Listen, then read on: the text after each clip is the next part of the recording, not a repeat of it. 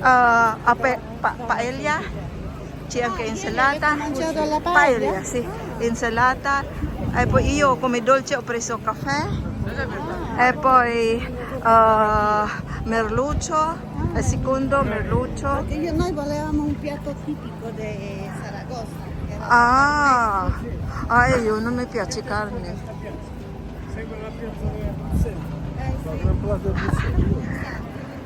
Ito, ano kaya explanation dito? Maganda siguro to. Plaza Mayor.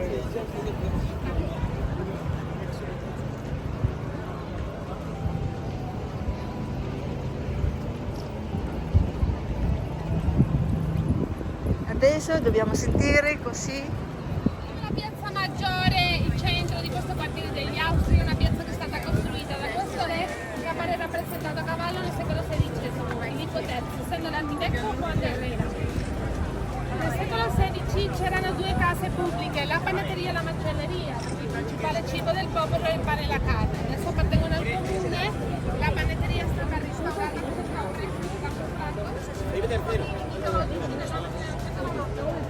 Queste sono case private.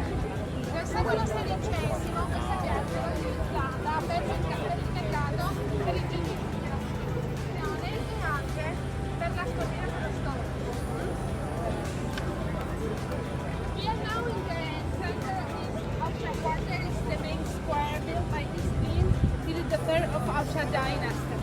It's an question statue made by Pietro Tacca in 16th century. The architect of this square was Juan de Herrera. In the 16th century, there were two public houses, the bakery and the butchery. The mill, the main mill of sono là il chilometro zero da dove partono tutte le strade, tutte le vie della strada.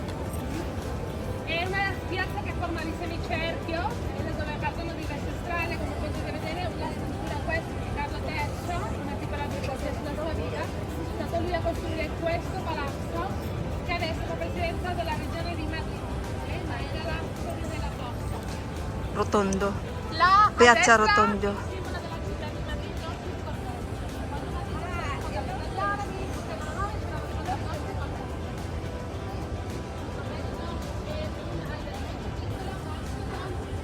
Rotondo, Piazza Rotondo. Vabbè. So now we are in the center of this city, Madrid. You can take kilometer there on the floor where all Spanish highways stop. It's a square where the street starts. You can see here the Christian statue about Charles the Good, the best mayor of Madrid.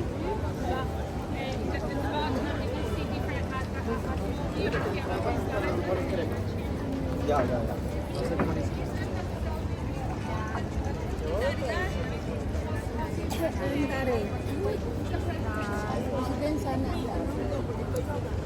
the right side, you can see a bird, a tree, arbusto, the symbol of city, Madrid. Because Madrid was already Yan ang hotel namin. Yan. Sandali. Hoy! Ay! Oy! Oh, wala ka kay sister. Oy! Oy! Ay, dito kami hotel. Kuan hotel. Yun, hotel namin. Second day. Hotel. Yan. Yan.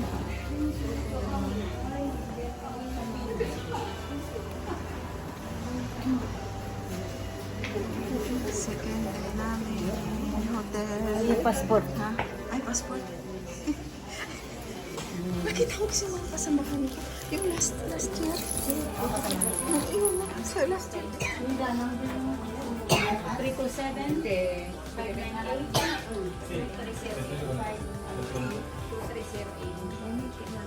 Tita Linda. Hindi ko sabihin, sino? Ay, pupunta ba daw kina Ami? Hindi, wala na ulang ng 07. Si Ami, dahil wala ko namang magkapawagin. Hindi sa kanya.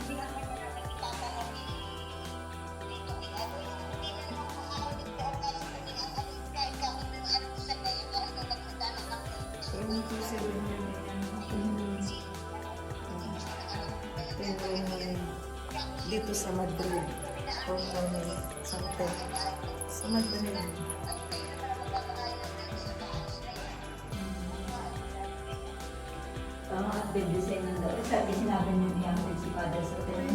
Ito yung aming hotel. Ito yung aming hotel. Kalat yung ano kasi mag-ayos kami. Ha? Ha? Sa'yo yan. Ito sa akin. Kinuha ko na kasi ito ginamit ko eh.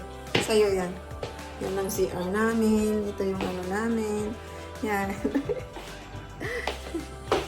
Hotel namin dito. Ibis Madrid. Hotel Madrid. Ano, halika dito. Ito yung aking kasama sa room. Ciao. Si Edith. Ciao, ciao. Si Edith. Hindi makita natin ang ating kwarto. Nawala kami. Nawala kami. Hindi namin alam kung anong number kami.